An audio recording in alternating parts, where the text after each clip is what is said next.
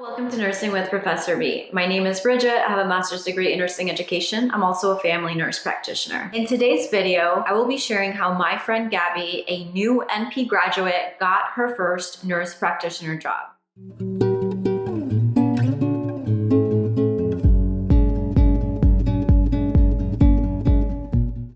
I'm doing this video is because even when I was going into nurse practitioner school, someone was like, why are you going to school? Why are you going to NP school? That's oversaturated. You're never going to be able to get a job. They've been saying it since I went to school. People keep saying it. And all I can say is if you really want to be a nurse practitioner and you're a go-getter, then do it because you will find a way. So I'm going to share her story and what she went through. So Gabby says, Gabby, shout out to you, my friend Gabby. She's beautiful inside and out. She's super smart, just a great person. I really appreciate you taking the time to do this for me. I can't tell you guys, I've tried to interview other people or to have people be on the YouTube channel, but a lot of times, like, I'll give them the benefit of the doubt, but a lot of times they flake on me. I don't know, let's just chalk it up to maybe they're busy, maybe they're nervous, whatever. But Gabby's the first person that's actually followed through, so it means a lot to me. So Gabby says, so I originally graduated in August of last year, sat and took my boards in November.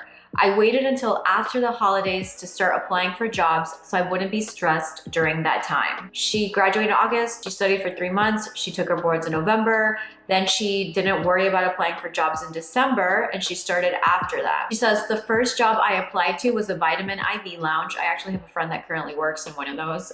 She likes it. I saw a post that one of my ex-RN coworkers was working there, and I was looking at their treatment page and wondered if they were hiring, and they were. So I applied and received an email back with interest to interview almost right away.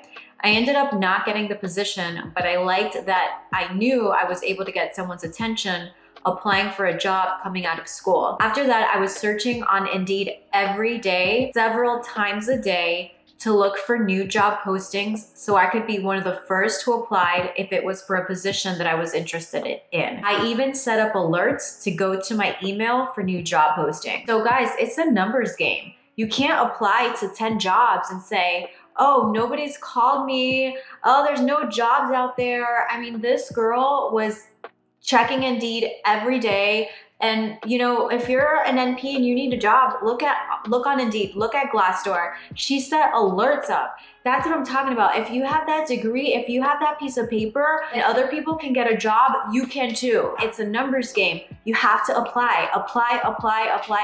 Eventually somebody will say yes. Zig Ziglar, I believe it was Zig Ziglar that always used to say, like, get excited when you get a no because that means you're one step closer to a yes. You're essentially selling yourself, okay? You're selling yourself when you go on these interviews. And you know, in sales, most people are gonna say no. So don't take it personally. It's okay to get rejected, okay? She says, I had a few bites just from applying on Indeed. One was a TBI clinic, 2 were from aesthetic clinics, and another was an aesthetic vitamin hormone clinic. A doctor had called me to set up a virtual interview for the TBI clinic, but ultimately when the day came, I don't know if they forgot about the interview, but it didn't happen. So I also like Gabby's attitude. Did you see how she said that she didn't get the position, but that she, like, the fact that they called her, she knew like that was a good sign. So talk about a silver lining, like, oh, okay, I didn't get the job, but hey, at least I can get an interview, right? And that happened to me too. I interviewed for a remote position. Can you believe that these people were like over an hour late? So I was like, you know what, let's just reschedule, because you have to respect your time also. And if they don't respect your time, then you need to have, in a very polite manner, I said, you know what, I have other engagements today. Can we reschedule? This meeting was set for 3 o'clock. It's now 4 p.m. It's over an hour late. You know, it's okay if they're late by 10, 15 minutes, but more than that, if you have things to do, keep it moving. One aesthetic company, I reached out, I believe hours later after I applied, I was actually offered the job. It started at $80,000, but I think the fear of boxing myself in too early into a specialty, that freaked me out. And though I always said that's what I wanted to do. So she wanted to get it looks like she wants to get some experience in primary care. The other aesthetic company, they did tumescent lipo, basically lipo done on clients while they were awake without anesthesia. I went for the interview, they seemed interested. I think it was more of the scheduling of my job at the time and them wanting me to to start. My unit at the time wanted me to give them 4 weeks notice, so it was really killing my opportunity to start in all of these jobs, which almost all wanted 2 weeks or sooner to start. I switched to part-time to make my schedule easier in case I found a job where I had to work 5 days a week. The other hormone vitamin aesthetic place, a guy called, spoke with me over the phone, basically just asked me about myself and offered me the job the next day. Said I would need to do some training in another city in Florida and would get back to me on the dates. Then it turned out they didn't have enough money to have 2 providers in one location, and they said they couldn't proceed. And then later they called me back saying they could take me on part-time for now if I wanted it. But by that time, I believe I was already in the process of getting another job. I mean, do you see all of the opportunities that this girl has coming to her? But like I said, it's also about the attitude. It's also about the mindset. It's about being a go-getter. It's about being okay with rejection. It's about applying for jobs that say must have experience and just applying, because the worst they can say is no. I applied for a VA job that wanted experience, and they're like, didn't you check the job description that said must have experience? But I also applied for another job that wanted experience. I applied and I got the job. So don't let things hold you back. The other job is she has 2 jobs currently as a nurse practitioner, fresh out of school. She got a job as a PRN hospitalist. I'm not gonna say where, just to keep her anonymous. That one, my other RN coworker had a longtime friend whose sister is an MD, who they hired to be a part of the hospitalist group for the new hospital. I texted her, she called me, she gave me the number to the hospitalist group's hiring. They had me speak with the other provider for the group, the medical director, then I had to interview with the CNO of the hospital, which from my understanding, I believe everyone medical had to. And my other friend, so-and-so, interviewed as an RN there and told me he had to meet with her as well. So she has a job as a hospitalist, and then she's also working at a privately owned clinic that specializes in like weight loss. She said, I've noticed throughout this process that the smaller privately owned clinics typically don't offer any benefits, so that's the downside. But since they're so specialized, they're more willing to take on new grads, I felt. And that was also my experience. I got my first NP job was working for an interventional pain management clinic. And it was a smaller clinic, and he hired me he offered me the job on the spot pretty much. She says, oh, and of course, hospitals definitely pay more than clinics, especially if it's a private clinic. I originally interviewed as a full-time nocturnal hospitalist, and their starting pay was $100,000 going up to $150s until their census built up. Basically $75 an hour with benefits. She says, my current job now is $50 an hour for 32 hours a week. She said, but yeah, I definitely would say checking and applying every single day, several times a day. People should get bites and apply even if it says they want people with experience, unless they know for sure it's something out of their league. RNs who work day shift are at a great advantage, especially if they work with doctors who own their own groups and contract with the hospital. Working on day shift before I left insert city, Dr. So-and-so told me to let him know when I was done with school, and another doctor at blank Orlando said the same. Going to nights made it difficult to develop relationships with doctors. So then I asked her, I said, how was your mindset throughout this whole process? Did you get discouraged or did you feel fine? And she said, sometimes I did get discouraged, but only because I had a personal timeline of what I wanted to get done. I'm a 5-year plan type of girl, so I wanted things to fall in line in a certain time frame to meet my goals. Other than that, it didn't bother me because I had people contacting me for job positions. My other classmates went off to El Paso as 1099 employees to work for at least 3 months at those detention center facilities. That was their first job. So people have to be willing to be flexible too if they really want experience. I would have went too, but they already had all the people they needed. So in a nutshell, I did have multiple interviews with people just by using Indeed, but the jobs that I have now were found because I knew someone who knew someone. She said, I thanked her for basically talking to me. She said, no problem. Let me know if you have any other questions. She says, I'm always willing to answer questions. I feel like everyone is so tight-lipped about their success, and it shouldn't be that way too. I completely agree. I have gotten so many nasty comments about the video I did on nurse practitioner salary, whether it's saying like, why am I talking about pay? That's disgraceful. But honestly, I feel like, why wouldn't we talk about pay? Why not be transparent? How do we know our worth if we don't know what we're supposed to get paid? Right?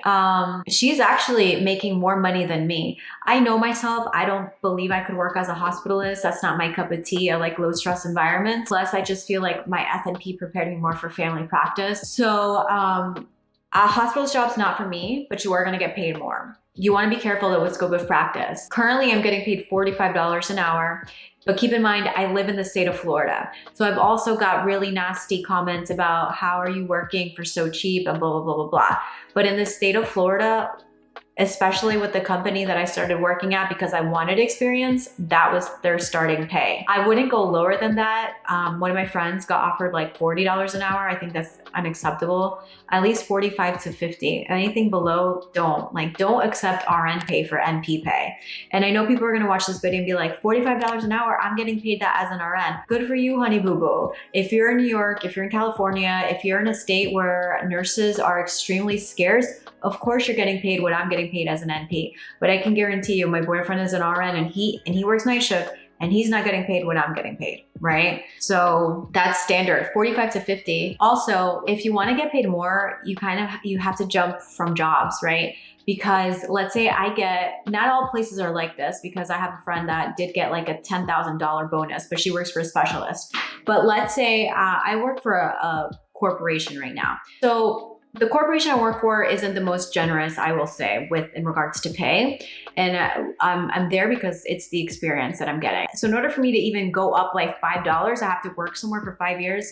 So no. So realistically, if I want to go up from $45 to $50, that requires I leave my current position once I have the experience, go somewhere else and be like, no, I already have 2 years experience in the field. I will not accept any position less than 50, right? And that's how you start to scale your salary. But most people don't start out making 100K a year right away, especially not in primary care. Maybe if you go to these IV infusion clinics, things like that, yeah, you can. Then I said, was it worth becoming a nurse practitioner? Because that's another question that I get a lot. Like, it's not worth it. I'm going to go back to bedside, or, is it even worth it? It's not worth it. People that aren't NPs would tell me like, oh, I know so-and-so, she was an NP, she's working as an RN now. So it's important to know yourself. This is what she said. She said, oh, and was it worth becoming an NP? I guess it depends on everyone's personal goals in life. I mean, yes, I loved my job. Pay was pretty decent compared to what average people in my area make. I loved my hours, but ultimately I was not going to do bedside nursing all my life. However, there are plenty of RN positions that are not bedside, and I feel like people should explore those options instead of automatically thinking NP. And I 100% completely agree with her, right? Not everybody needs to become a nurse practitioner. Not everybody should become a nurse practitioner. If you don't like diagnosing or prescribing medication, then NP is not for you, right? But I did want to make more money. I did want to be someone who provided care in a different way.